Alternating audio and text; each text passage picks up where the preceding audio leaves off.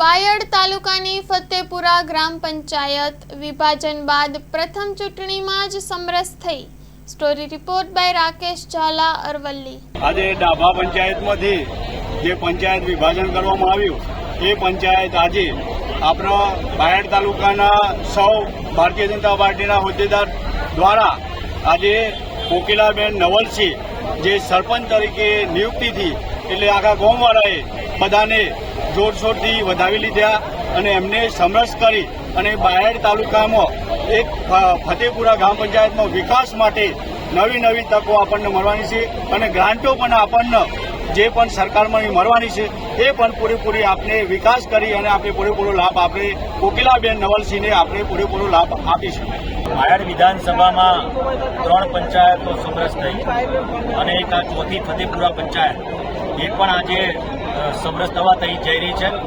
તમામ સભ્યો અને ઉમેદવાર સાથે આખું ગામ ફતેપુરા પંચાયતના તમામ નાગરિકો અહીંયા ઉપસ્થિત છે।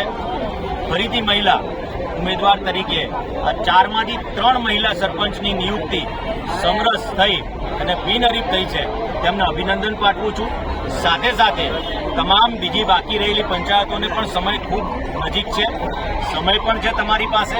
જેટલા લોકો ઉમેદવારી પત્રો ભરેલા છે અને એમને પણ વિનંતી કરું છું કે તમે સમરસ કરો।